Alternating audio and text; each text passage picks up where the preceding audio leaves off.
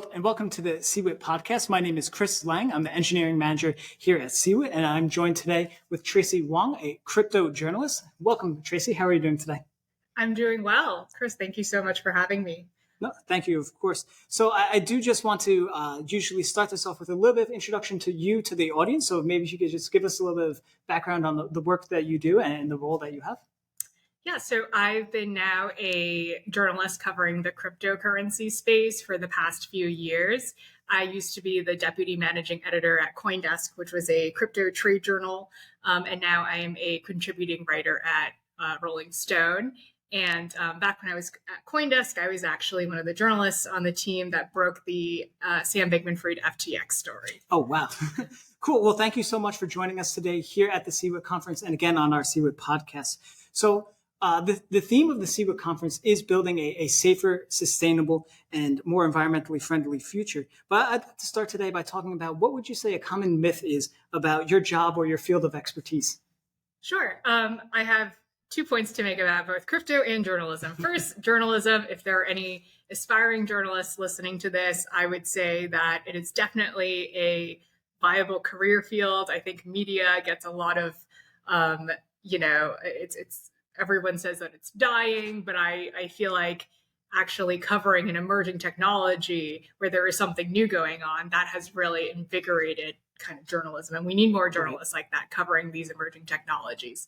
On crypto, I would say there's been kind of a stereotype about cryptocurrency that it's just being used for drug dealers and money laundering and all of this nefarious activity. But I think, people in the crypto space, there is a lot more innovation going on in the space than I think the traditional narratives that the media has talked about.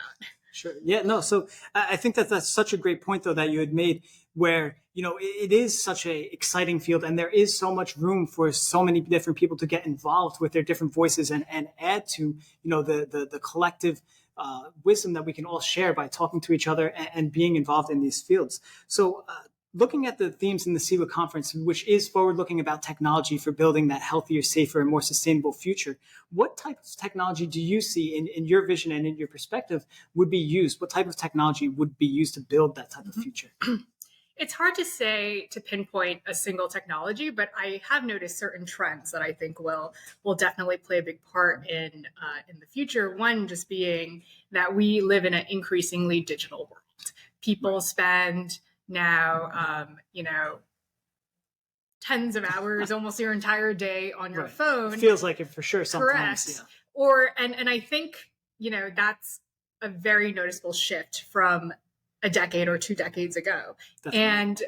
And that brings about all this new opportunity, whether it be AI, whether it be crypto, whether it be, the metaverse. I think we're going to be living in an increasingly digital future, and that will, that transition will touch every aspect of your day-to-day life, whether it be entertainment or finance. And so I think that direction is a safe bet. But I can't say which technologies will be winners or losers, but that's definitely. Yeah, and the landscape of technologies is so expansive, and there are so many different ways for people to plug into that technology. So I would say, I would agree. It's so hard to pick just one technology, but I do think that, as the digital space grows, there's just so many different ways that people can get plugged in. But from the perspective of people who are interested in getting involved in this, growing digital space, what would you say? So if you were going to give advice to a student, or if someone who is maybe not necessarily directly plugged into technology right now, but is looking to get involved in technology or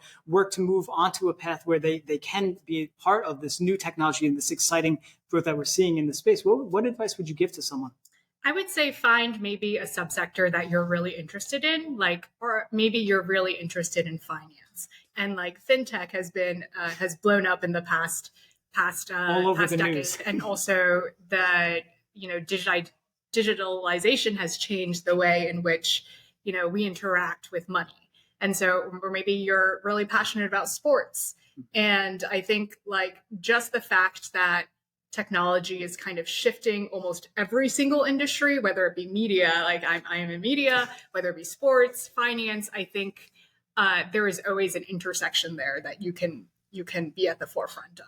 Right. So no matter where you kind of are involved right now, I think that one of the the themes that I'm personally seeing in the CEWIT conference is just that everyone is impacted by technology in their own way. So, right, you can take the lessons that are being learned, whether that's in healthcare, whether that's in media, whether that's in, different technological spaces, and you can bring that back. And that also gives room for everyone to add their voice and be a part of building that safer and more sustainable future together.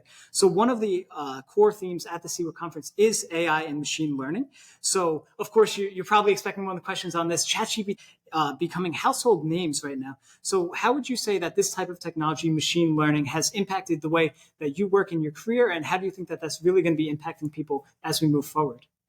Yeah, so two ways in which machine learning has impacted my career as just a crypto journalist. First, everybody's now interested in AI, and it is the new hot sector. And so there's been less interest on a relative basis in crypto. And so partially, I'm hoping that the tide swings back to crypto one day. But also AI. Lots of people have talked about the impact of AI on media and how, you can give ChatGPT a prompt, like write me a 5-paragraph story about whatever topic. And so I think in the media space in general will definitely be massively disrupted by AI, in the sense that now I think about what I write and I think, like, does this add value? And I don't want to be writing anything that a ChatGPT can essentially replicate. I think we're all worried about being replaced by ChatGPT, and so I think that's really made me focus on breaking news or things that what type of information could I deliver as a journalist that ChatGPT can't replicate? Yeah, I think that that's such a great point, because there is limitations to these different AI systems and models, and there's bringing in the human element and the subject matter expertise, where you can say, I'm using this technology to help advance what I'm trying to do, but it's not necessarily replacing me, right? There are things that we will add the value to, and there's things that only we can work on, whether that's breaking news or these different media platforms, where we could say, taking a look at what's coming out of the model and looking and saying, okay, how can we use this to accelerate and enable ourselves, but not necessarily just taking what it already gave us, right? We can look at the results of these models. Maybe we have to tailor them. For me, in my experience, one thing that these models have helped is with a blank page syndrome, where you have prompts that you can do to generate something to start off with, but you definitely have to take that and tailor it a little bit more to the use cases. So you would say that it's very much leveraging this technology to help what we're doing. It's not so much that these systems are kind of replacing what you do in any sense, right? Correct. I do think ChatGPT does aid me. Like, a lot of times when I'm writing a story, I need to find information. I find that ChatGPT is very useful for search. We've used AI generated images for the cover, like thumbnail photos of stories. But it's also thinking about, AI might be very good at this particular thing, but my job requires me to also use these other skill sets. Like, for example, ChatGPT so far doesn't have the ability to break news. If right. It's currently trained on the information that's already out there, and part of the role of a journalist is to figure out, like in the FTX SBF case, what is the story out there that the ChatGPT doesn't know. And so focusing on that part has really, it makes you shift your priorities.